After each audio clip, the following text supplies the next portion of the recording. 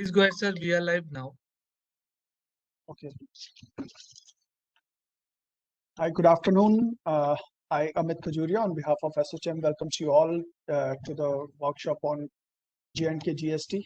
GST was implemented in Jammu and Kashmir on 7th July 2017, but our business community is still lacking some clarity on this taxation system. So to educate them and clear their doubts on GST, we have organized this session in which Mr. Preetham Mahure, who is chartered accountant and an expert on GST, will address the session and answer all the queries of the invitees. Invitees can drop their queries in the chat box, and Mr. Mahure will answer their queries after his address. Now, I will request Mr. Manik Batra, Chairman, SHM J&K Council, to kindly start the session with his welcome address. Manik, sir.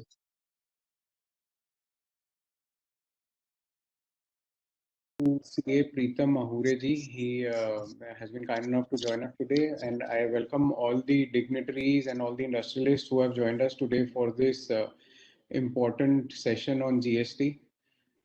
Giving a brief about Mr. Mahure, he is an internationally recognized speaker, writer and advisor on GST, VAT and how to be future-proof.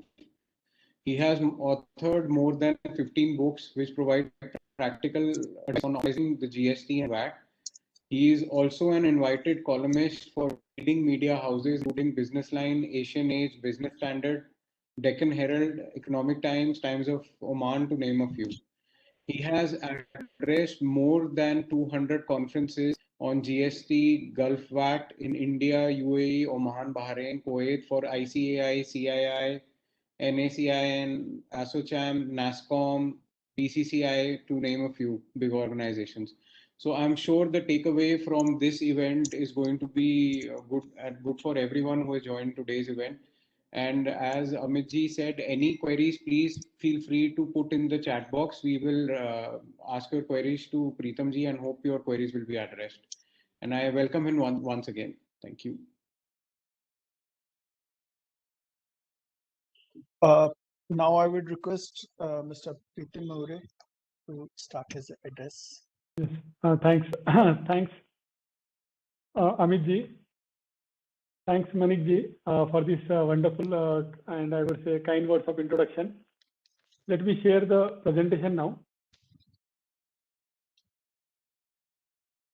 So as Manik Batra ji has rightly mentioned, that when it comes to GST, I think most of us have some or other doubt.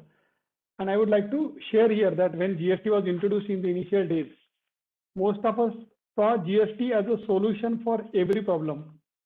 But we need to also keep in mind that sometimes even the solution can become a problem in itself. And that is what I think GST is indirectly trying to tell us. Friends, now the initial days of GSTs are over. And now it is expected, because we are in the 5th year of GST. If you recall that there is a movie named as Student of the Year, जिसका मुझे लगता है अभी Student of the Year 2 आया था, but GST में now we are Student of the Year 5th. और ये continuous रहने वाला है when it comes to GST, because every year on year the government is going to make some or other changes, and as a tax professional, as an industry, as a tax practitioner, we will have to understand those changes and implement them in the business. And unless and until we do that, please note, all of us are carrying a huge risk of tax liability, interest, as well as penalty. When it comes to any taxation for that matter, all of us agree that we need to be a bit careful. But when it comes to indirect taxes, let me share with you why we need to be more than careful. One of the major reasons for that is, friends, when it comes to income tax, all of us are aware that if somebody is having, say, 1 lakh rupee as an income, let's for simplicity, and expenditure is say 90,000, then only on 10,000 rupees he is supposed to pay income tax, that is on the profit or income which he is generating.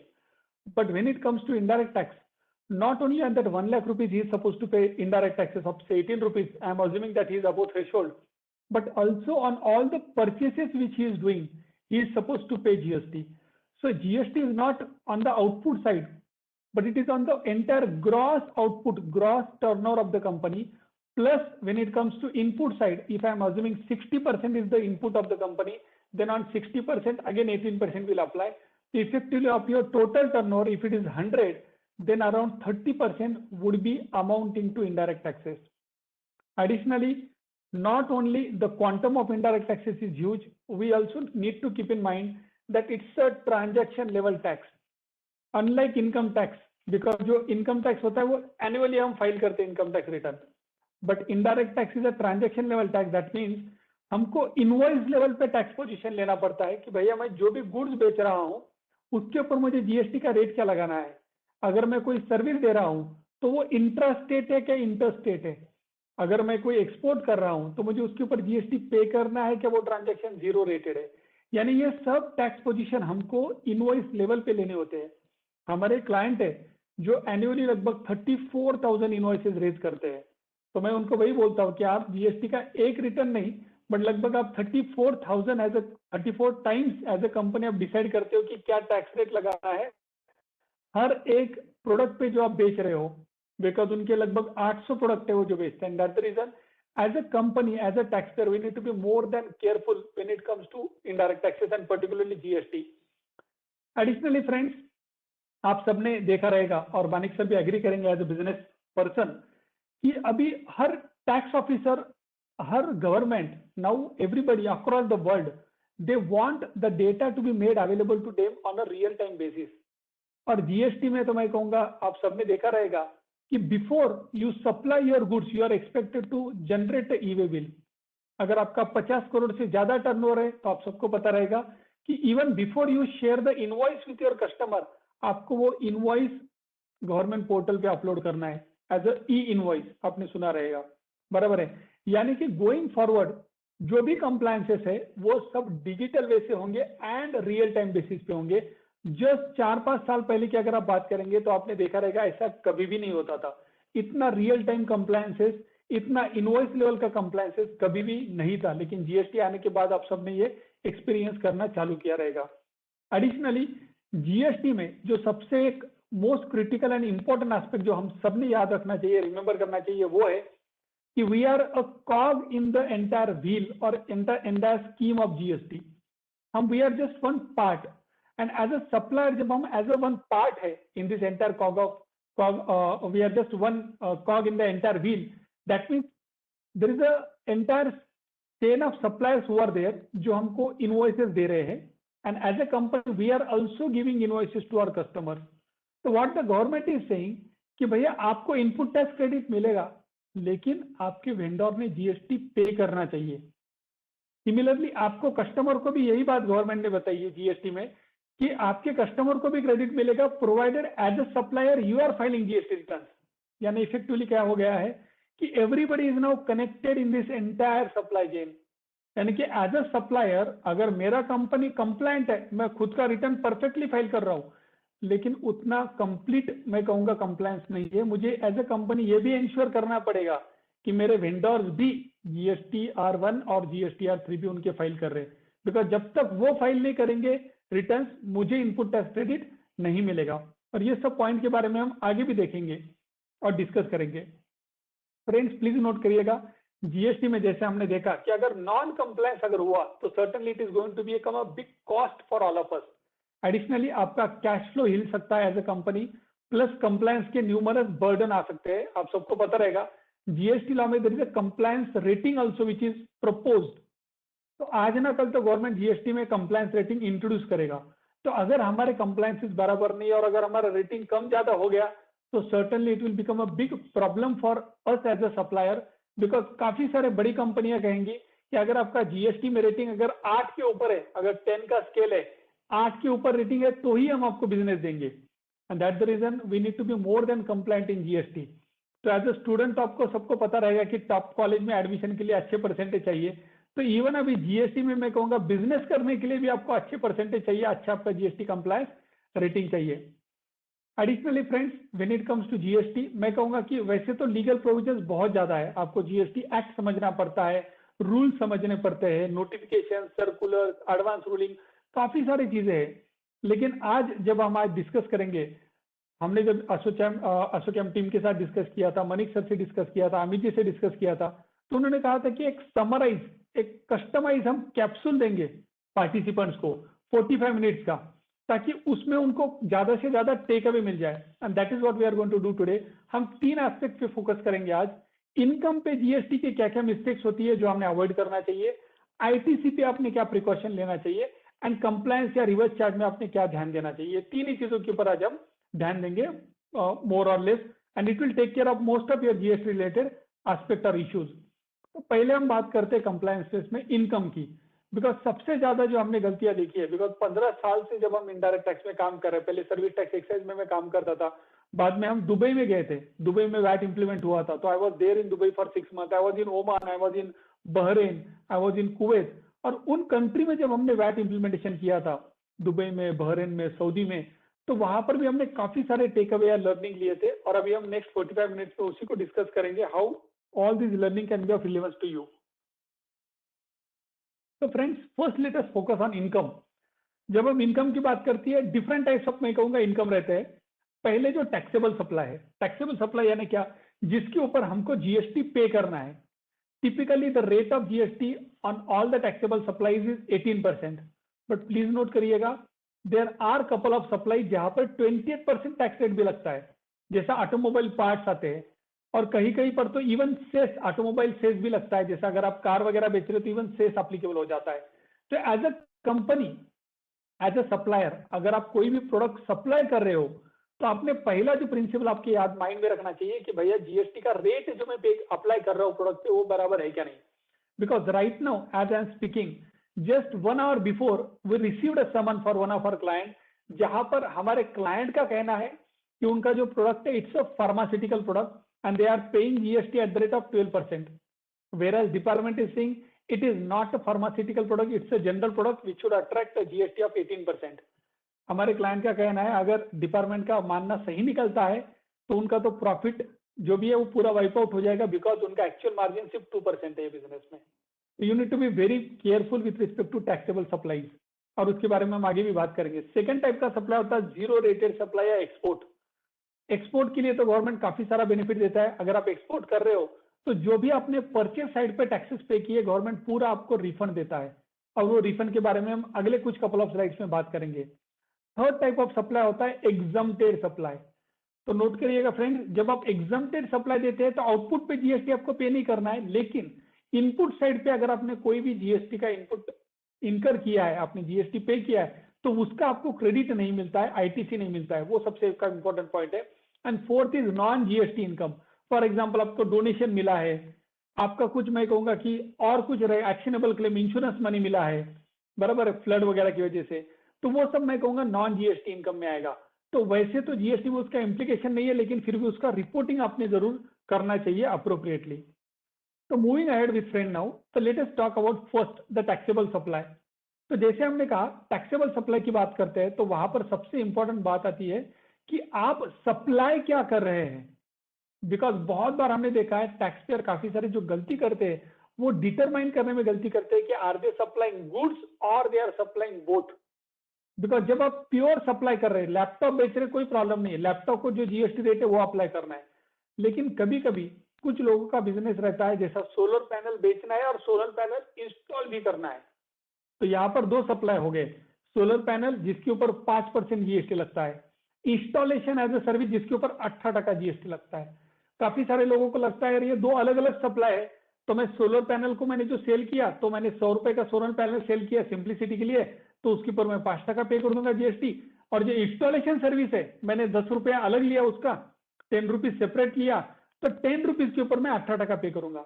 लेकिन you will be surprise to know friends, 17-18 GST यानी कि जब आया था, तो financial year 17-18 और 18-19 में पहले 2 साल ये बहुत हेवीली डिबेट किया गया कि is it a works contract, यानी कि जब आप दोनों गुड दे रहे हो, यानी कि goods and installation as a service, तो डिपार्टमेंट का कहना था it's a works contract. And department ने कहा कि जो 100 रुपए का हमने एग्जाम्पल लिया सोलर पैनल और 10 रुपए जो इंस्टॉलेशन चार्जेस है, तो डिपार्टमेंट का कहना है कि 110 के ऊपर टोटल के ऊपर 18 रुपए जीएसटी लगेगा, 18% जीएसटी लगेगा। तो you need to be very careful when it comes to classification कि आप सप्लाई क्या कर रहे हैं। अगर आपका pure supply goods, no problem, लेकिन आप गुड्स और सर्विसेज दे रहे हैं, you need to be bit careful, because कभी कभी हो सकता है कि आप कंपोजिट सप्लाई दे रहे हैं, अप्रोप्रिएट रेट आपको लगाना पड़ेगा। सेकंड इंपॉर्टेंट थिंग हमने ये भी देखा है, कभी कभी लोग गुड्स को गुड्स करके सप्लाई करना चाहते हैं ताकि जीएसटी ना लगे। फॉर एग्जांपल हाउसिंग सोसाइटी में आपका रेसिडेंशियल वेलफेयर एसोसिएशन, अगर आपका सोसाइटी है, सोसाइटी में वाटर सप्लाई किया जाता है, टैंकर से वाटर आता है, कभी अगर कभी यही कुछ प्रॉब्लम हुआ तो, या प्राइवेट प्लेयर वाटर लाके देते हैं, तो यहां पर अगर वाटर लाके दिया तो वाटर गुड्स है, लेकिन सोसाइटी में अगर वो वाटर डिस्ट्रीब्यूट किया गया तो will it qualify as a service? Simple चीज है, गुड्स को सर्विस करके कन्वर्ट किया जा सकता है क्या? बिकॉज आप कहेंगे गुड्स है तो वाटर, नॉर्मल वाटर रहता है उसके ऊपर जीएसटी नहीं है, मे बी मिनरल वाटर के ऊपर रहता है, लेकिन नॉर्मल वाटर जो रहता है कंटेनर में जो आता है, टैंक में आता है, वाटर टैंक में, टैंकर्स में जो आता है, उसके ऊपर जीएसटी एप्लीकेबल नहीं है। तो काफी सारे टैक्स पेयर ये पोजीशन लेते हैं कि भैया सोसाइटी में वाटर दे रहे हैं यानी गुड्स दे रहे हैं तो जीएसटी नहीं लगेगा।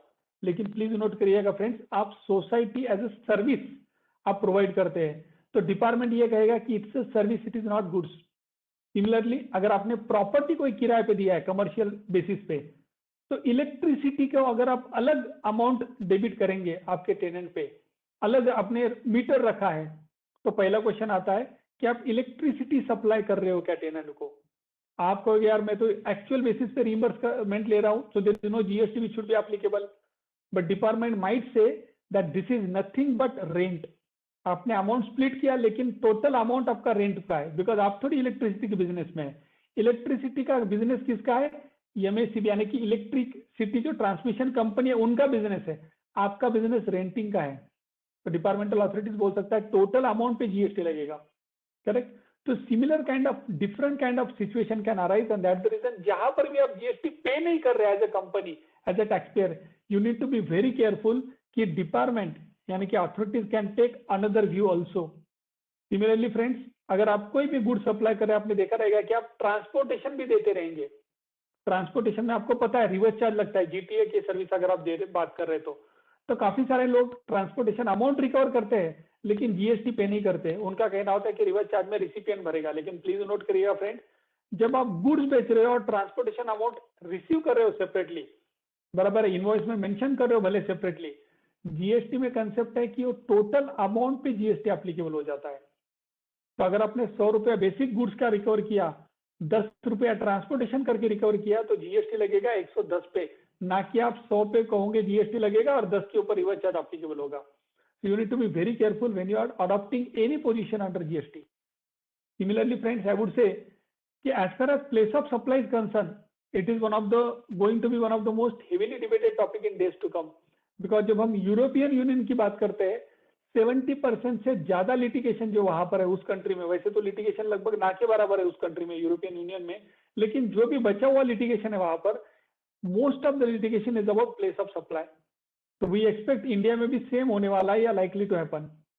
बट होता क्या है कि जब हम जीएसटी पे करते हैं, हमको लगता है यार मैंने इंट्रा स्टेट ट्रांजैक्शन माना तो मैं सीजीएसटी, एचजीएसटी और सीजीएसटी एंड यूटीजीएसटी पे कर दूंगा, इंट्रा स्टेट है तो, और इंटर स्टेट है तो मैं आईजीएसटी पे कर दूंगा। प्रॉब्लम क्या है?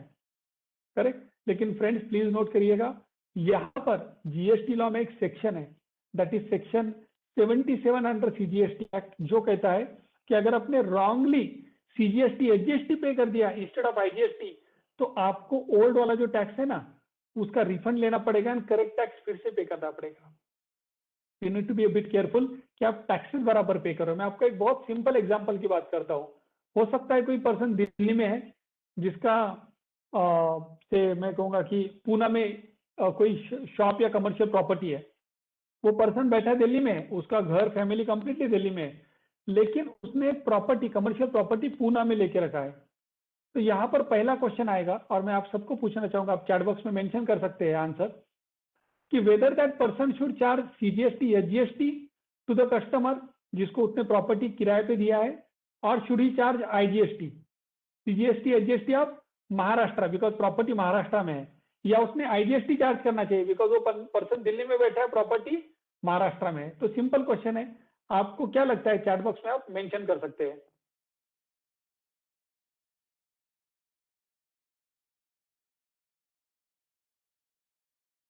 Will be surprise to know friends, काफी सारे लोग जो है यहाँ पर पोजीशन लेते हैं कि सीजीएसटी एचजीएसटी पे करना पड़ेगा मुझे, even in spite of the fact that I am not registered in Maharashtra. But let me share with you friends, अगर आप ध्यान से पढ़ेंगे प्रोविजंस को, you will come to a conclusion that IGST is applicable, और जो दिल्ली में पर्सन है उसने आईजीएसटी चार्ज करना चाहिए जो महाराष्ट्र का टेनेंट है उसको। ऑब्वियसली जो दिल्ली वाला पर्सन है उसके पास ऑप्शन है, महाराष्ट्र में वो जीएसटी का रजिस्ट्रेशन लेके जीएसटी कंप्लायंसेस कर सकता है, लेकिन अगर उसको जरूरत ही नहीं है, यानी कि अगर वो दिल्ली से आईजीएसटी चार्ज कर सकता है तो why he should do that, and that the reason place of supply is again very critical for all of us to follow. Additionally friends, जब हम बात करते हैं जीएसटी की, प्लीज नोट करिएगा, जब भी हम कोई भी क्लाइंट का ट्रायल बैलेंस देखते हैं, इनकम स्टेटमेंट देखते हैं, जो रेगुलर इनकम है उसके ऊपर तो जीएसटी पे हो जाता है, लेकिन काफी सारी एम्प्लॉय रिकवरीज रहती है, यानी कि एम्प्लॉय कोई छोड़ के जाता है तो नोटिस पे रिकवरी रहता है, फूड रिकवरी रहता है, ट्रांसपोर्ट रिकवरी रहता है, ये इनकम के ऊपर बहुत बार जीएसटी पे नहीं होता है, तो वो भी है, that is something you need to keep in mind कि एम्प्लॉय रिकवरी के ऊपर कोई टैक्स पेएबल है क्या, एंड अगर है तो पे करना चाहिए। यहाँ पर as a professional I can share with you, ये डिबेटेबल भी पॉइंट है कि एम्प्लॉय रिकवरी के ऊपर पे करना चाहिए क्या नहीं, फॉर एग्जांपल नोटिस पे रिकवरी के ऊपर, बिकॉज एक हाईकोर्ट का जजमेंट है जिसमें कहा गया है कि इसके ऊपर टैक्स नहीं आएगा, सर्विस टैक्स रिजिम का है, लेकिन आप पोजीशन ले सकते हैं। बट एज ए कंसल्टेंट हमने क्या कहा है काफी सारे हमारे क्लाइंट्स को, वी ऑलवेज टेल देम कि आप अमाउंट देखिएगा कितना आ रहा है, अगर आपका एम्प्लॉय रिकवरी साल भर का ₹1,00,000 है तो 18,000 पे करना बेटर है rather than litigating that position, because आपका लिटिगेशन कॉस्ट अदरवाइज ज्यादा हो जाएगा। एज ए कंसल्टेंट हमारे लिए तो अच्छा ही है, हमारे लिए ज्यादा बिजनेस आएगा, correct, it is ease of doing business for us, but I would recommend if the amounts are lower, it is much better for you as a taxpayer to pay that or deposit that amount rather than litigating about that amount. Similarly friends, बहुत बार ऐसा हो जाता है कि कुछ common debtor और creditor रहते हैं, तो हम क्या करते हैं कि अकाउंटिंग में ना उसको सेट ऑफ कर देते हैं एक्सपेंडिचर को। तो अगर आप सेट ऑफ कर देंगे, यानी कि मेरा रेंटल का जो इनकम है वो 10 लाख है एंड मेरा रेंट का एक्सपेंडिचर है समझो 30 लाख, तो लोग क्या कर देते हैं कि 30 लाख एक्सपेंडिचर को माइनस कर देते हैं 10 लाख रुपीज इनकम के साथ सेट ऑफ करके, एंड 20 लाख रुपीज रेंट का एक्सपेंडिचर दिखाते हैं, जो इनकम है मेरा रेंट का वो कभी दिखाते ही नहीं है। तो फ्रेंड्स प्लीज नोट करिएगा, अगर आप ऐसा करेंगे तो likeliness of you not paying GST is much higher. तो इसके लिए आप आपके अकाउंटिंग में एक बार जाके देखिएगा कि कोई सेटअप तो नहीं हो रहा है, बिकॉज सेटअप हो जाएगा तो practically the possibility of you not paying GST is much higher. Similarly बहुत बार कंपनियां पेनल्टी रिकवर करती है वेंडर से। वेंडर क्या करते हैं, नॉन कंप्लायंस करते हैं, कभी 1 तारीख को कहते हैं हम सप्लाई करेंगे लेकिन 3-4 तारीख तक माल नहीं आता है, तो बहुत बार कंपनियां पेनल्टी लेवी करती है ऐसे ट्रांजैक्शंस पे। तो प्लीज नोट करिएगा, इवन पेनल्टी के ऊपर जीएसटी एप्लीकेबल हो सकता है। Although as a professional we can always fight it out, we can always say कि when in case of penalty और damages no GST is payable, ये आर्गुमेंट लिया जा सकता है। But again here I would like to caution you, आप यहाँ पर अमाउंट देखिएगा, if the amount is substantial certainly you can evaluate that position should you pay GST on penalty or not, but अगर amount substantial नहीं है I will recommend to deposit that amount, because as a professional we believe as a taxpayer it is much better for you not to litigate now and focus on your business rather than increasing the business for a professional like us. Additionally friends, बहुत बार क्या होता है कि escalation clauses रहते हैं contract में आपके customer के साथ, एडिशनल अमाउंट आप रिकवर करते हैं कपल ऑफ ईयर्स के बाद, लेकिन हमने देखा है कि कभी कभी टैक्स पेयर ने सिर्फ वो एस्केलेशन क्लॉज के हिसाब से 200 रुपया पर स्क्वायर फीट उनको एडिशनल अमाउंट मिलना था, उन्होंने उतना ही रिकवर कर लिया एंड एप्लीकेबल टैक्सेस रिकवर नहीं किए। तो अगर आपका कोई एक्सप्लेनेशन क्लॉज है, अगर आप रीइंबर्समेंट रिकवर कर रहे कस्टमर से, तो प्लीज नोट करिएगा जीएसटी लाइबिलिटी में trigger on the said expenses. तो इंश्योर करिएगा along with recovery you should also recover the GST amount thereon. Additionally friend there are numerous other income also जहां पर GST का liability आ सकता है, लेकिन प्लीज नोट करिएगा काफी सारा इनकम है जहां पर जीएसटी लाइबिलिटी आता भी नहीं है, तो आपको पे करने की भी जरूरत नहीं है। फॉर एग्जांपल आपको इंश्योरेंस का पैसा मिला, आपका फैक्ट्री में कुछ आग लग गई, कुछ गुड्स डिस्ट्रॉय हो गया और आपको इंश्योरेंस का पैसा मिला, you don't have to pay GST on that, it's a actionable claim, no GST is payable. Similarly आपने क्रेडिटर को कुछ पैसा पे करना था और आपने उस अमाउंट को राइट ऑफ कर दिया, आपका इनकम हो गया, इनकम टैक्स पेएबल रहेगा लेकिन जीएसटी पेएबल नहीं होगा, करेक्ट। सिमिलरली आपने प्रॉफिट कमाया कुछ इन्वेस्टमेंट वगैरह बेच के, शेयर्स वगैरह बेच के, उसके ऊपर जीएसटी एप्लीकेबल नहीं होता है। लेकिन नोट करिएगा अगर आप कुछ भी ट्रेडिंग करते हैं शेयर्स वगैरह में, तो जीएसटी लॉ में स्पेसिफिक प्रोविजन है कि आपको इनपुट टैक्स क्रेडिट रिवर्स करना पड़ता है एक पर्टिकुलर मेथोडोलॉजी से, ऐसे केसेस में जहां पर 1% वैल्यू के ऊपर उसको कहा जाता है कि एग्जम्प्टेड सप्लाई है करके. So you need to be a bit careful there. Similarly as a company you might earn interest by keeping money in the bank deposits. वैसे केस में इंटरेस्ट एग्जम्प्टेड है, आपको जीएसटी पे नहीं करना है. And additionally और एक point important आपको याद रखना है कि इंटरेस्ट को कभी भी input tax credit reversal trigger नहीं होता है, यानी कि एग्जम्प्टेड इनकम है लेकिन आईटीसी रिवर्सल नहीं आता है बैंक इंटरेस्ट पे आपको जो मिलता है. So it's a beneficial point I would say you need to keep in mind. Additionally friends please note करिएगा, एज अ कंपनी लास्ट 4 साल में, बिकॉज जीएसटी आके 4 साल हो चुके हैं, 5वें ईयर में हम 5th ईयर में, हो सकता है कि आपका मर्जर या अमलगमेशन या कुछ आपने नया बिजनेस एक्वायर किया हो, तो वैसे केस में भी कुछ जीएसटी के इम्प्लीकेशंस होते हैं. फॉर एग्जांपल आपने कोई कंपनी परचेस किया है, वो कंपनी में कुछ इनपुट टैक्स क्रेडिट रहेगा, तो आपको एक आईटीसी 02 करके फॉर्म फाइल करना होता है और उसके थ्रू ही इनपुट टैक्स क्रेडिट ट्रांसफर करना पड़ता है. करेक्ट. तो वो पॉइंट बहुत बार हमने देखा है, मर्जर एक्विजिशन के बाद कुछ कंपनियां भूल जाती है और वो क्रेडिट लैप्स हो जाता है. एडिशनली फ्रेंड्स बहुत बार ये आपने देखा रहेगा कि एक कंपनी के मल्टीपल स्टेट में प्रेजेंस रहता है. तो जैसा कोई कंपनी जिसका महाराष्ट्र में भी प्रेजेंस है, दिल्ली में भी है, जम्मू में भी है, वेस्ट बंगाल में भी है और बैंगलोर में भी है, करेक्ट, 4-5 स्टेट में उनका प्रेजेंस है. तो जीएसटी लॉ में कंसेप्ट है डिस्टिंक्ट पर्सन करके, यानी जितने स्टेट में आपका प्रेजेंस है उतने स्टेट में आपको जीएसटी का रजिस्ट्रेशन लेना है. और ये जो भी जीएसटी रजिस्ट्रेशन आप लेंगे, वैसे पैन नंबर तो सब जगह कॉमन होगा क्योंकि कंपनी एक ही है, लेकिन ये अलग अलग स्टेट में जो आपने रजिस्ट्रेशन लिए उनको डिस्टिंक्ट पर्सन कहा जाता है. एंड जीएसटी लॉ में अगर आप देखेंगे, there is one schedule 1 serial number 2 जहां लिखा गया है डिस्टिंक्ट पर्सन के बीच में कोई ट्रांजैक्शन होता है तो वहां पर भी जीएसटी एप्लीकेबल हो जाता है. एंड प्लीज नोट करिएगा, ऐसे केस में even if there is no consideration still GST is payable. Similarly friends, जब हम रिलेटेड कंपनी की बात करते हैं, ग्रुप कंपनी की बात करते हैं, आप सबने देखा रहेगा कभी कभी एज अ पेरेंट कंपनी एक बड़ी कंपनी होती है जहां पर काफी सारे स्मॉलर ग्रुप कंपनियां या सब्सिडरी कंपनी खोली जाती है. तो क्या होता है कि सब्सिडरी कंपनी, बड़ी जो कंपनी है, मेन कंपनी, उनके प्रीमाइसेस में ही काम करती है, लेकिन ये जो सब्सिडरी कंपनी है ये कोई रेंट पे नहीं करती है पेरेंट कंपनी को. तो प्लीज नोट करिएगा फ्रेंड, जीएसटी लॉ में लिखा है रिलेटेड पार्टी ट्रांजैक्शन में even if no consideration is charge still GST is payable. Because of third party, कोई थर्ड पर्सन अगर आपके प्रीमाइसेस में आके रहेगा, आप तो रेंट चार्ज करेंगे ना. तो जीएसटी लॉ में कहा है कि रिलेटेड पार्टी भी है आपका और आप अमाउंट चार्ज नहीं कर रहे, तो आपको ट्रीट करना है it is as good as a third independent party. तो इंडिपेंडेंट पार्टी को जैसा आप अमाउंट चार्ज करते थे वैसा ही रेंट आपको चार्ज करना पड़ेगा और उसके ऊपर जीएसटी पे करना पड़ेगा. भले आप इनकम के लिए उसको इनकम टैक्स में मत दिखाइए, लेकिन आपको जीएसटी पर्पज के लिए जीएसटी उसके ऊपर पे करना पड़ेगा. तो यहाँ पर रिलेटेड पर्सन के बीच की जो ट्रांजेक्शन होते हैं वो हमने देखा है बहुत बार मिस हो जाते हैं. काफी सारे लोग जीएसटी उसके ऊपर पे नहीं करते. अभी हम काफी सारे क्लाइंट्स का जो ऑडिट हैंडल कर रहे हैं वहां पर हम देख रहे हैं कि this has becoming a very big point. Similarly बहुत बार जो बड़ी कंपनी रहती है, मेन पेरेंट कंपनी, वो सब्सिडरी कंपनी को बैंक गारंटी देती है और बहुत बार ये बैंक गारंटी के ऊपर कोई भी जीएसटी पे नहीं होता है, बिकॉज बैंक गारंटी देती है लेकिन अमाउंट ही चार्ज नहीं करती है. लेकिन जीएसटी लॉ में लिखा है रिलेटेड पर्सन के केस में even if there is no consideration still GST is payable. तो you need to be very careful.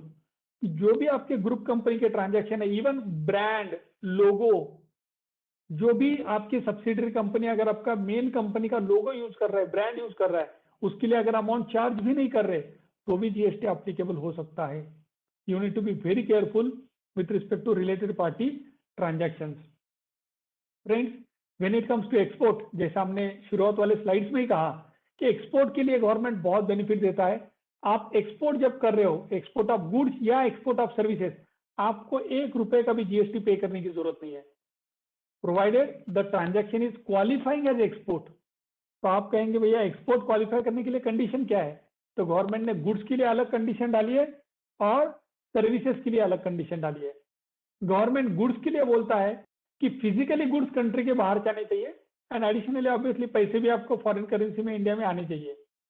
Services के लिए बोलता है कि मल्टीपल कंडीशन दी है उन्होंने, और one of the important condition वहां पर है कि जो भी आपको फंड्स मिल रहे हैं आपके कस्टमर से, जो कस्टमर आपका आउटसाइड द कंट्री लोकेटेड है, हो सकता है यूएस में है, यूके में है, आप सॉफ्टवेयर सर्विस दे रहे हो उनके लिए, तो वहां पर आपको जो कंसिडरेशन है वो आपको कन्वर्टिबल फॉरेन एक्सचेंज में आना चाहिए। That is one important condition.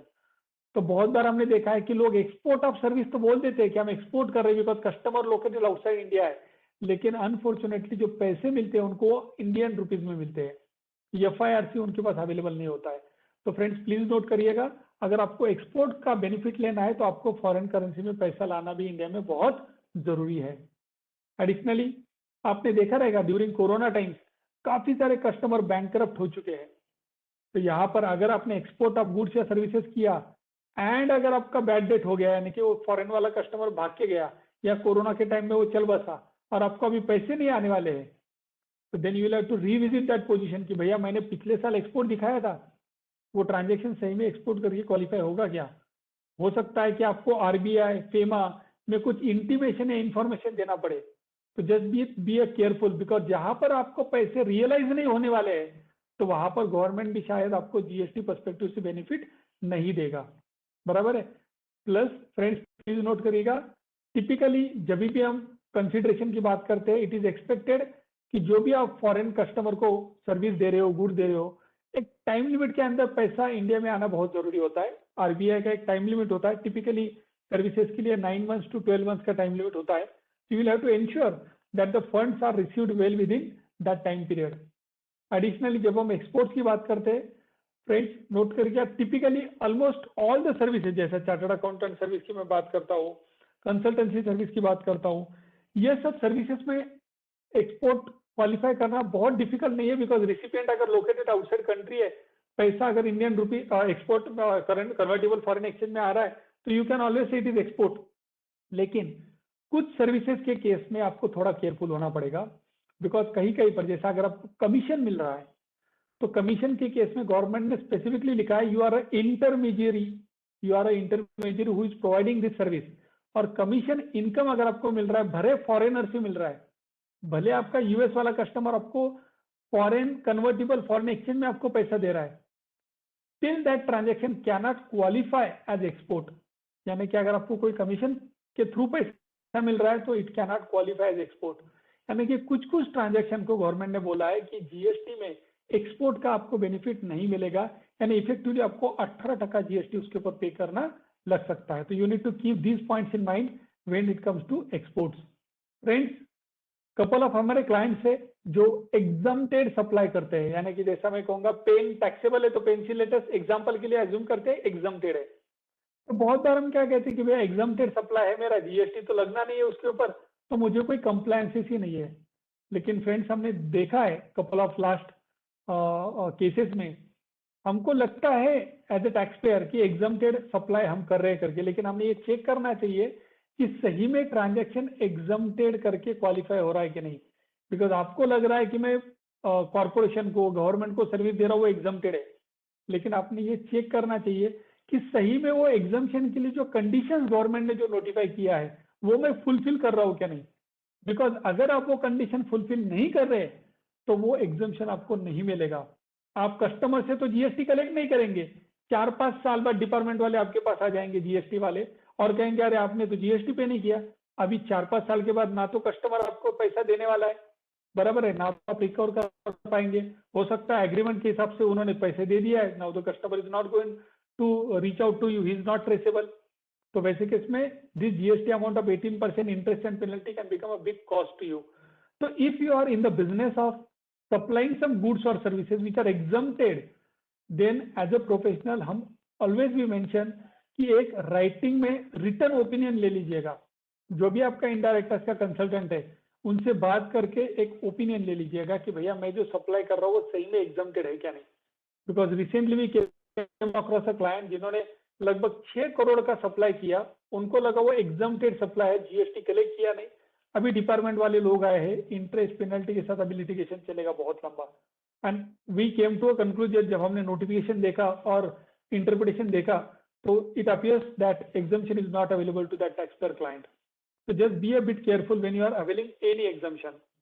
Friends, just couple of slides पहले हमने एक्सपोर्ट की बात की और हमने कहा कि आपको गवर्नमेंट एक्सपोर्ट के अंदर बेनिफिट देता है। तो अभी हम देखते हैं कि क्या बेनिफिट देता है और आपने किस तरह से वो बेनिफिट को ऑप्टिमाइज करना चाहिए आपके बेनिफिट के लिए। तो पहला इंपॉर्टेंट एस्पेक्ट है जो हमने देखा है कि लोग एक्सपोर्ट ऑफ गुड्स और सर्विसेज कहते हैं कि एक्सपोर्टिंग गुड्स और सर्विसेज, बराबर है, एंड गवर्नमेंट आपको रिफंड भी देता है जीएसटी का। लेकिन काफी सारे लोग ना time limit to refund is 2 years, तो एकदम लास्ट वाले क्वार्टर में करते हैं रिफंड क्लेम। लेकिन 2 साल का जो टाइम लिमिट है ना, 2 years is the maximum time limit. अगर आप एक्सपोर्टर ऑफ गुड्स या सर्विसेज हो तो 2 साल क्यों आप वेट कर रहे हो? इमीडिएटली अप्लाई करो ना 3-4 महीने के अंदर रिफंड को, तो आपको जल्द से जल्द रिफंड मिल जाएगा। तो don't wait for claiming the refund. काफी सारे लोग एकदम लास्ट तक वेट करते हैं। अभी हमने, यू विल नॉट बिलीव कि कोरोना के टाइम में हमने काफी सारे क्लाइंट्स के लिए रिफंड अप्लाई किए, एंड कोरोना टाइम में भले entire world was closed but departmental authorities were very active and functioning. हमारे काफी सारे क्लाइंट्स का रिफंड लास्ट 18 महीने में बहुत ज्यादा, मैं कहूंगा, रिफंड प्रोसेस हुए हैं as compare to earlier period. तो अगर आप एक्सपोर्टर ऑफ गुड्स और सर्विसेज हो, अगर आपने रिफंड क्लेम नहीं किए हैं तो मैं कहूंगा आपके टीम से बात करके जल्द से जल्द रिफंड क्लेम करवाइएगा। यहाँ पर नेचुरली आपने कुछ प्रिकॉशन लेने चाहिए, बिकॉज हमने देखा है कि काफी सारे एक्सपोर्टर रिफंड तो क्लेम करते हैं लेकिन कुछ टाइपोग्राफिकल एरर कर देते हैं। जैसा कि एक्सपोर्ट का जो इनवॉइस नंबर है, वहां पर इनवॉइस नंबर जो जीएसटी में दिखाया है उसकी जगह कमर्शियल इनवॉइस नंबर मेंशन कर देते हैं, टाइपोग्राफिकल एरर कर देते हैं। तो होता क्या है कि जीएसटी में जो पूरा रिफंड है ना, it is completely system driven. तो अगर वो इनवॉइस नंबर मैच नहीं होता है तो रिफंड स्टक हो जाता है सिस्टम में, एंड अगर सिस्टम में स्टक हो गया तो then it takes couple of years to get that refund. तो इंश्योर करिएगा कि आप जल्द से जल्द रिफंड अप्लाई करिए so that your cash flow would be boosted. अगर आप एक्सपोर्टर ऑफ गुड्स या सर्विसेज हो विद इन 2 years के, तो पहले आप जितना जल्दी हो सकता है 3-4 महीने में भी रिफंड क्लेम करना है तो कर सकते हो। सेकंड, जब आप रिफंड अप्लाई कर रहे हो जल्दबाजी में टाइपोग्राफिकल एरर मत करिएगा, be check that double twice. Third important thing, system के थ्रू रिफंड प्रोसेस होता है तो आपको बहुत ज्यादा वरी नहीं करना है। रिफंड अप्लाई करिए ऑनलाइन, अथॉरिटीज का कुछ क्वेरी आती है, जो भी आपको ऑनलाइन ही सबमिट करना है रिप्लाई, एंड ऑटोमेटिकली आपका प्रोसेस हो जाएगा रिफंड। और जैसे हमने कहा लास्ट 18 महीने में हमको, हमारे काफी सारे क्लाइंट्स को रिफंड मिला है एज कम्पेयर टू अर्लियर 2 साल या 3 साल। कोरोना में जब क्लाइंट्स को ज्यादा रिफंड मिल रहा है, तो मैं कहूंगा अगर आप एक्सपोर्टर ऑफ गुड्स सर्विसेज हो and even inverted duty structure भी है आपका, तो अगर आप एलिजिबल हो रिफंड के लिए then try to apply for refund at the earliest.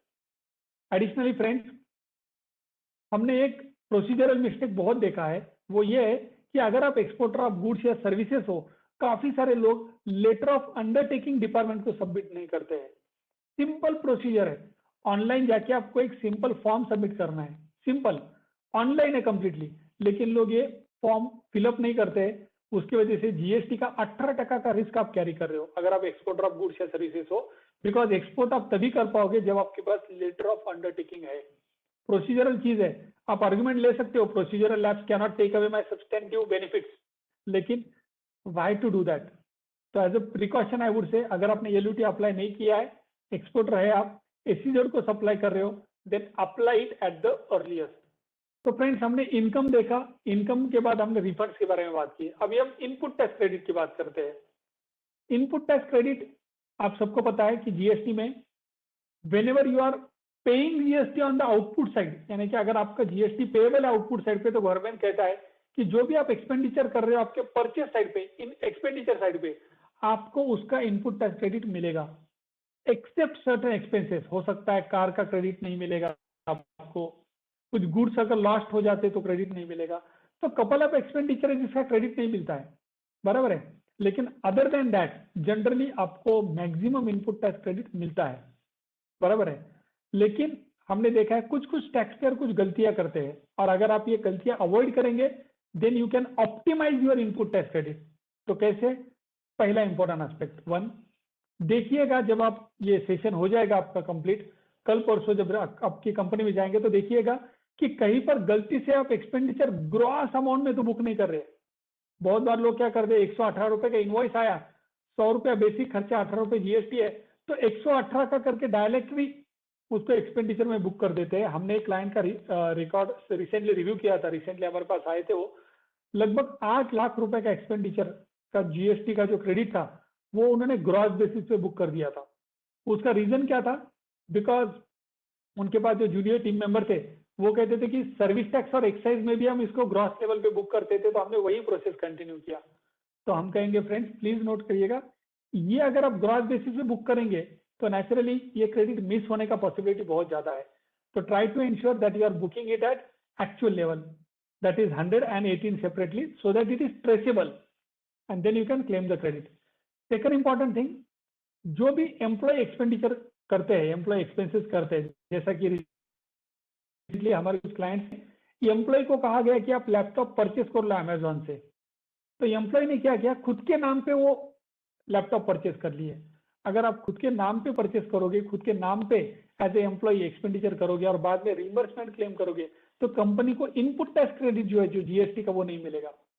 तो आपकी कंपनी में जो भी एम्प्लॉय रिइंबर्समेंट का जो प्रोसेस है, आप उसको रिविजिट करके आप खुद का 18% का सेविंग कर सकते हो, यानी कि इफेक्टिवली आपने 18% डिस्काउंट ले लिया वो एक्सपेंडिचर में, बराबर है। तो एम्प्लॉय एक्सपेंडिचर को रिविजिट करिएगा।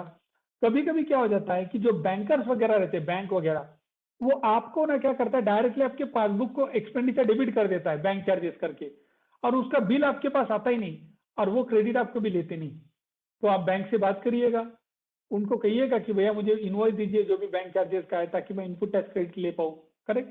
तो इस तरह से आप काफी सारा जो मिसिंग आपका आईटीसी है, बराबर है, वो आप अप्रोप्रिएटली क्लेम कर सकते हो। आप सबको पता रहेगा फ्रेंड्स, अभी आप जब आईटीसी लेते हो तो आपको तभी आईटीसी लेना है जब ऑनलाइन वो अपीयर कर रहा है, अदरवाइज गवर्नमेंट ने 5% का एक्स्ट्रा कंसेशन तो दिया है, आप सबको पता रहेगा। 11 अक्टूबर 2019 में गवर्नमेंट ने पहले कहा था 20% का रेस्ट्रिक्शन है, फिर उसको 10% कर दिया एंड बाद में 5%, यानी कि जितना भी ऑनलाइन क्रेडिट दिख रहा है उसके ऊपर आप सिर्फ 5% ही एक्स्ट्रा क्रेडिट ले सकते हो। That is one system level I would से restriction with the government has put in. But वो छोड़ के भी आपको कुछ इंपॉर्टेंट एस्पेक्ट याद रखने चाहिए। जीएसटी लॉ में जैसा हमने कहा कि टिपिकली आपको सब चीजों का इनपुट टैक्स क्रेडिट मिल जाता है, लेकिन there are certain, for example आपको आप वेंडर को पेमेंट करना पड़ेगा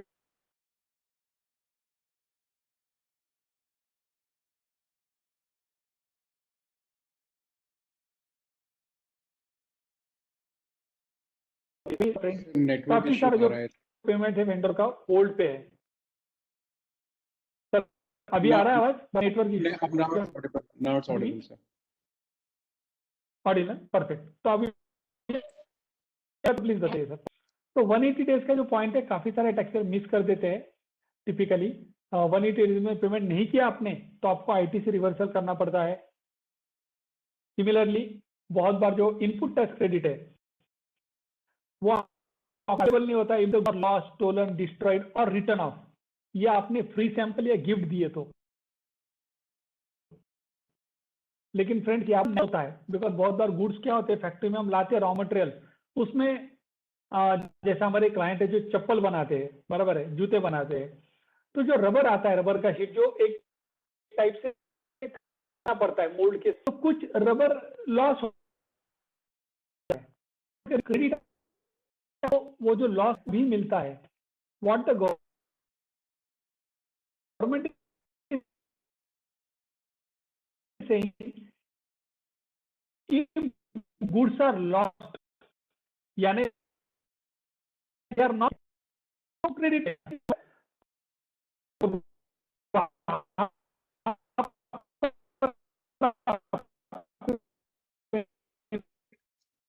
तो फिर से नेटवर्क इशू आ रहा है थोड़ा सा, आई थिंक मिलेगा। मैं अच्छा तो 1 मिनट दीजिए मुझे, मैं दूसरा नेटवर्क पे शिफ्ट हो जाता हूँ, चलेगा? मैं शायद डिस्कनेक्ट होकर फिर से कनेक्ट होता हूँ। 1 मिनट। Sure sir.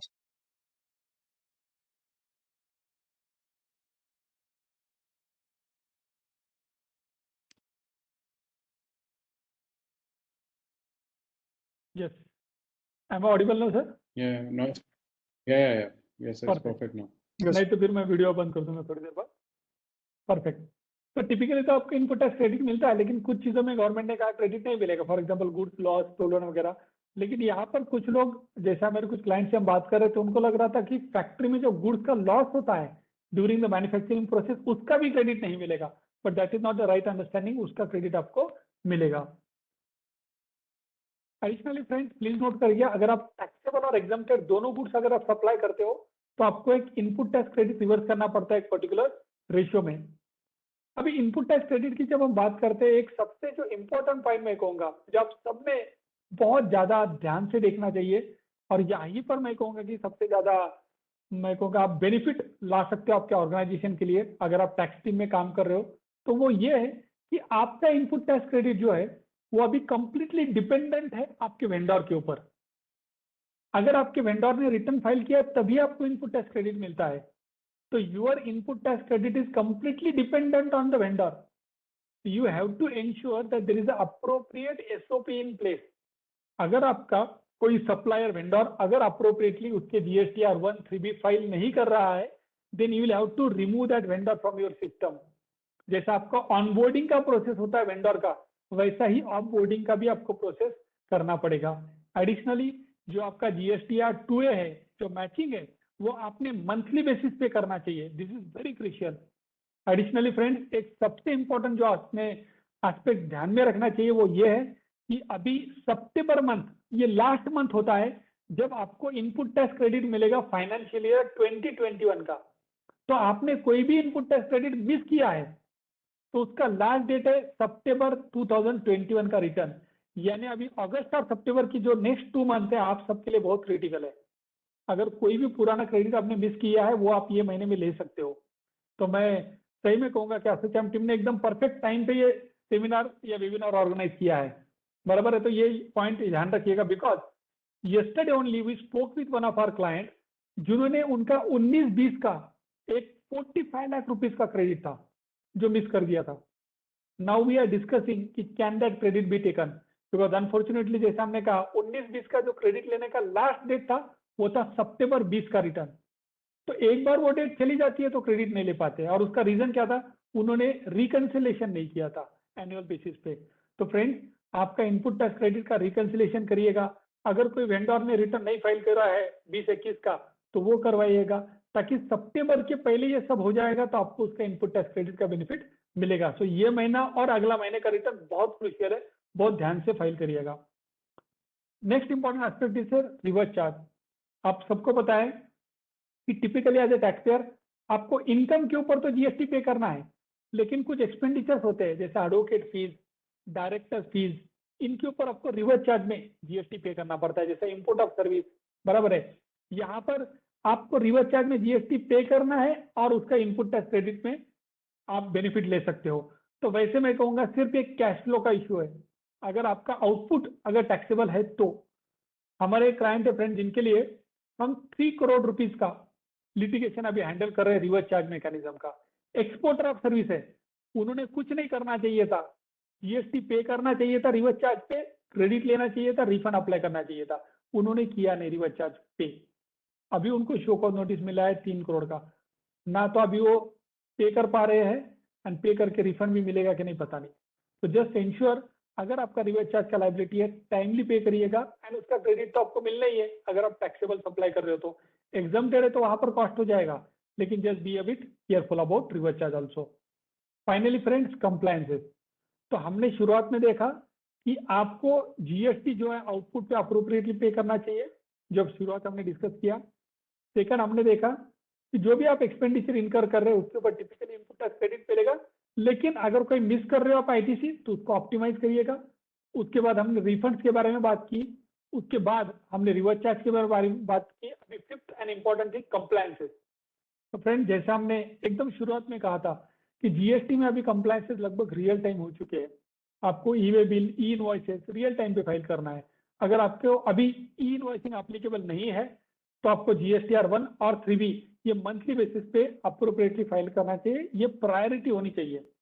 बिकॉज अगर आप प्रायोरिटी बेसिस पे जीएसटीआर 1 और 3B फाइल नहीं करोगे, आपका जो रिसिपिएंट है उसको इनपुट टैक्स क्रेडिट नहीं मिलेगा।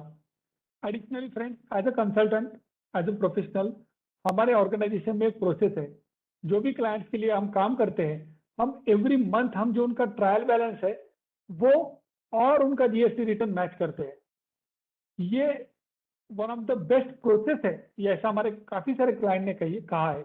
बिकॉज उससे क्या हो जाता है कि कोई भी आपका इनकम एक्सपेंडिचर मिस हो रहा है ना, तो इमीडिएटली हाईलाइट हो जाता है उसी महीने में।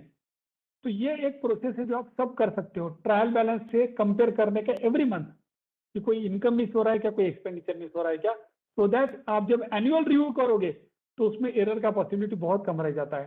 तो दो टाइप का रिव्यू करिएगा ट्रायल बैलेंस का, मंथली भी और एनुअल भी, ताकि आपके एरर कम से कम रहे। So with this friends, we are almost through with our session. Now I will throw the session open for Q&A. If there are any questions, we can take the same.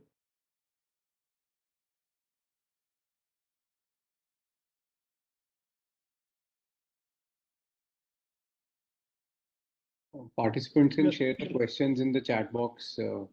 I think then we can ask the questions. Yes, Q&A में भी मुझे लगता है कुछ questions आए हैं। अमित जी एक बार check करना जी Q&A में। Can we claim refund for within state supplies? No, sir. अच्छा, हाँ कुछ आए हैं, मैं रीड करता हूँ। yeah. Can we claim refund for within state supplies if we have excess input tax credit? Pawan ji, typically refund का जो बेनिफिट है वो सिर्फ और सिर्फ एक्सपोर्टर को दिया गया है, लेकिन जीएसटी लॉ में एक एक्सेप्शन है जिसको कहते हैं इन्वर्टेड ड्यूटी स्ट्रक्चर सिनारियो। यानी क्या कि आपका जो आउटपुट प्रोडक्ट है वो अज्यूम करते हैं 5% उसके ऊपर जीएसटी लगता है, जैसा वैक्सीन सबको पता है जिसके ऊपर 5% जीएसटी लगता है आउटपुट पे। लेकिन आप जो रॉ मटेरियल परचेस करते हो, इनपुट परचेस करते हो, उसके ऊपर अगर आप 18% जीएसटी पे कर रहे हो तो गवर्नमेंट करता है कि भैया आउटपुट पे तो 5% पे कर रहे हैं आप, इनपुट के ऊपर आपने 18% पे किया है। तो ऐसे सिनारियो को इन्वर्टेड ड्यूटी स्ट्रक्चर कहा जाता है और यहाँ पर गवर्नमेंट आपको रिफंड का बेनिफिट देता है। लेकिन नोट करिएगा ये रिफंड सिर्फ इनपुट के एक्सटेंट तक ही है, इनपुट सर्विसेज के ऊपर का जीएसटी और कैपिटल गुड्स के ऊपर का जीएसटी आपको नहीं दिया जाता है। तो आई होप पवन जी आपका आंसर, क्वेश्चन का आंसर आपको मिल गया। Any other question? So please feel free to put that question in Q&A. Want to know? Mr. Manish has asked the question. He wants to know that in Rule 36(4), we can't take ITC on those who are filing quarterly. ये मैं कहूँगा कि ये जो point है ये system level का एक गवर्नमेंट की तरफ से अनआंसर्ड ये पॉइंट है। हमने पुट किया है जीएसटी काउंसिल के सामने भी ये पॉइंट कि क्वार्टरली मेरा वेंडर है तो उसकी वजह से मुझे क्यों पेनल्टी लगना चाहिए, बराबर है। बट उनका क्या कहना है कि सिस्टम को कैसे पता चलेगा कि कब कौन कैसे फाइल करने वाला है। एंड अगर हमको कंट्रोल करना आईटीसी, बिकॉज सबसे ज्यादा फ्रॉड जो हो रहा है वो इनपुट टैक्स क्रेडिट में हो रहा है। आप सब लोगों को जान के हैरानी होगी, पिछले 4 साल में से आउट ऑफ 4 ईयर्स जो पहले 3 साल है जहां पर जीएसटी के इनपुट टैक्स फ्रॉड आइडेंटिफाई किए गए हैं, उसका ऑल ओवर इंडिया लेवल जो अमाउंट शेयर किया है गवर्नमेंट ने वो है 1,20,000 करोड़ का। 1,20,000 करोड़ के आईटीसी के फ्रॉड हुए हैं। और इसके लिए गवर्नमेंट कह रहा है कि आईटीसी रिलेटेड जो रिलैक्सेशन है वो हम अभी नहीं देंगे। तो हमने हमारे क्लाइंट्स को जो रिकमेंडेशन दिए है, हमने कहा है कि try to request your vendor to come into the monthly scheme, that is one. Second, try to procure maximum goods from monthly filers, because quarterly में क्या है सर बेनिफिट क्या है, क्यूआरएमपी जैसा स्कीम में मंथली उसको लाइबिलिटी तो compute कर रखी है, पे करना ही है गवर्नमेंट को, सिर्फ रिटर्न एक फाइल करना है। लेकिन रिटर्न एक जब फाइल करेगा तो 3 महीने का कंप्लायंस तो उसको फिर 1 महीने में करना ही है ना। तो बेनिफिट क्या है, बराबर है। तो जहां पर भी B2B सप्लाई है यानी बिजनेस टू बिजनेस सप्लाईज है, तो वहां पर वेंडर को रिक्वेस्ट करना चाहिए कि भैया आप मंथली फाइल करिएगा करके rather than quarterly. Next question है सलमान जी का, in export business 20 lakh what are the benefit. तो सलमान जी, आप अगर एक्सपोर्ट कर रहे हो, एक्सपोर्ट ऑफ गुड्स या एक्सपोर्ट ऑफ सर्विसेज, गवर्नमेंट कहता है कि आप एक्सपोर्ट करोगे तो एक्सपोर्ट के ऊपर तो आप जीएसटी पे नहीं करोगे, बिकॉज एक्सपोर्ट के ऊपर कोई जीएसटी पे करने की आपको जरूरत नहीं है। लेकिन आप अगर जैसा आपने कहा गारमेंट का आप एक्सपोर्ट करते हो, आपने गारमेंट कहीं से परचेस किया रहेगा, रॉ मटेरियल परचेस किया रहेगा, आपने कुछ एक्सपेंडिचर इनकर किया रहेगा, वो सब पे जीएसटी आपको दिखेगा, आपने जीएसटी जो पे किया है। तो वो जो जीएसटी है उसका इनपुट टैक्स क्रेडिट आपके बिजनेस में पड़ा रहेगा। जैसा आपका टीडीएस रहता है ना, इनकम टैक्स में जो टीडीएस कटता है तो वो पड़ा रहेगा वैसे जीएसटी का क्रेडिट। तो उसका क्या करेंगे, तो गवर्नमेंट कहता है कि अगर आप एक्सपोर्ट ऑफ गुड्स या एक्सपोर्ट ऑफ सर्विसेज कर रहे हो तो जो भी आपका इनपुट साइड का जो क्रेडिट है वो गवर्नमेंट आपको रिफंड दे देगा। तो ये बहुत बड़ा कंसेशन है एक्सपोर्टर्स के लिए, बराबर है। तो अगर आप एक्सपोर्टर ऑफ गुड्स या एक्सपोर्टर ऑफ सर्विसेज हो, परचेज साइड पे आपने जो भी जीएसटी इनकर किया है, जो भी जीएसटी में आपने जीएसटी के जो खर्चे किए हैं, उसका जो जीएसटी अमाउंट है 18%, वो सब गवर्नमेंट आपको रिफंड ला के देगा, रिफंड दे देगा कैश में। तो उससे आपका प्रॉफिटेबिलिटी बढ़ जाता है, बराबर है। तो वो ये आपको बेनिफिट है सलमान जी। आई होप आपका क्वेश्चन का आंसर मिल गया।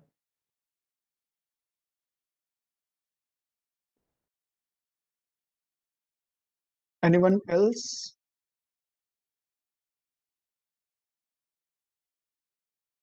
हाँ, Q&A में भी अभी कोई क्वेश्चन नहीं है एंड चैट बॉक्स में भी नहीं है। अगर कोई क्वेश्चन है तो please feel free to ask.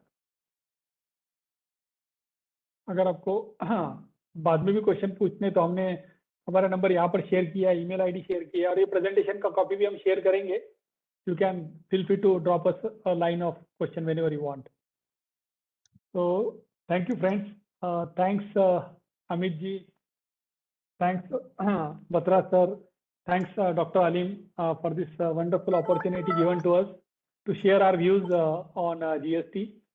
We are also thankful to all the participants for actively engaging with us and asking the relevant and interesting questions. So thank you all. Thanks. Thank you very much, Pritam sir. Now I would request Dr. M. A. Alim, Co-Chairman, SHM J&K Council, to give his vote of thanks. Good evening, Alim, Pritam sir. sir. First, I apologize. I was a bit late, stuck up in traffic and some meetings, so I couldn't make it. I was a bit late. But I think, sir, I was No hearing worries, your sir. seminar throughout. It's amazing, sir. It's amazing. So What, nice, sir. what everybody had so many questions and queries. And I think you will know how good the seminar has been. There were hardly any questions. You have cleared everything so beautifully. So we are really So nice, thankful, sir. sir. It was being a small state and a new UT. There are so many issues which every vendor, every exporter, every industrialist is facing. And I think today's Correct. interaction has really cleared it up.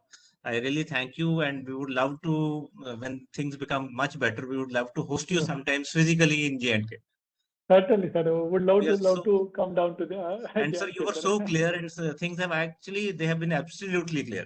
And I really thank you, Wow. and it was a wonderful interaction. And once again, sorry for my being late. So No, not at all. we'll definitely be in touch, sir. No, And certainly, I certainly thank we all will, the sir. participants Certainly. also. They have been so kind, and thank you so much, sir.